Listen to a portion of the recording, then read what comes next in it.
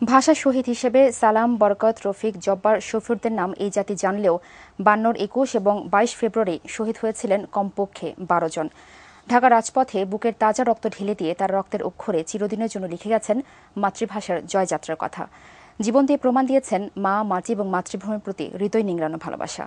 ৩ জন ভাষা সৈনিকের সঙ্গে কথা বলে ২১শে ফেব্রুয়ারির ঘটনা জানাচ্ছেন মাসুদুল হক, ছবি তুলেছেন আল মাসুম সবুজ। ১৯৫২ সালের ২০শে ফেব্রুয়ারি নুরুল আমিন সরকার ঢাকা শহরে ১৪৪ ধারা জারি করে সভা সমাবেশের ওপর নিষেধাজ্ঞা আরোপ করলে সার্বিক পরিস্থিতির পর্যালোচনার জন্য সন্ধ্যায় এখানেই বৈঠক হয় সর্বদলীয় রাষ্ট্রভাষা সংগ্রাম কমিটির। এই বৈঠকে সভাপতিত্ব করেন আবুল হাশিম। দীর্ঘ আলাপ আলোচনার পর সিদ্ধান্ত হয় ২১শে ফেব্রুয়ারির ১৪৪ ধারা না ভাঙ্গার পক্ষে, কিন্তু সাধারণ ছাত্ররা সেই সিদ্ধান্ত মানতে পারেননি। ২১শে ফেব্রুয়ারি সকাল ১১টার দিকে গাজীউল হকের সভাপতিত্বে ঐতিহাসিক আমতলায় শুরু হয় বিক্ষুব্ধ ছাত্রদের সভা।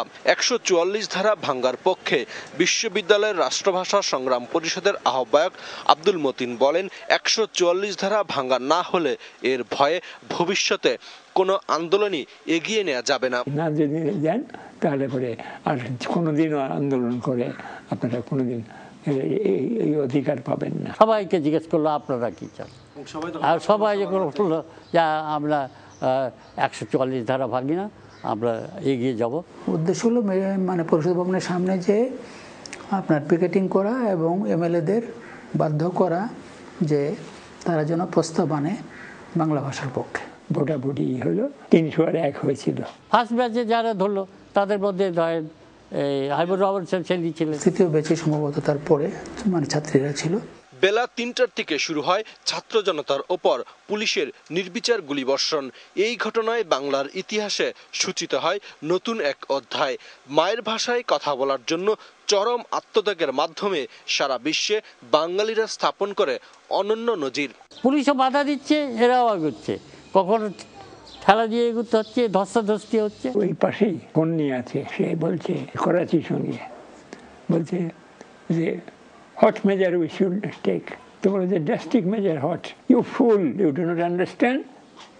তার মানে গুলি চালাও। ওই পুলিশ ভেতরে ঢুকে, আমাদের হোস্টেলের ভেতরে ঢুকে, খানিকটা ভেতরে ঢুকে তারা সব পজিশন নিয়ে বসে গুলি শুরু করলো। রিস্ক কমিশনের রিপোর্ট যেটা, সেই রিপোর্টে বলে হয়েছে 3টা 20 মিনিট কমপক্ষে 2 দিনে 12 জন মারা গেছে। মানিকগঞ্জ দেবেন্দ্র কলেজের যে ছাত্র রফিকুদ্দিন আহমদ প্রথম শহীদ, তার মাথায় গুলি লেগেছিল, মগজটা ছিটকে পড়েছিল। কিছুক্ষণ পরে বরকতের এখানে লাগলো, প্যান্টের দিকে তাকিয়ে বলছে, আরে বাপরে আমার যে গুলি লেগেছে।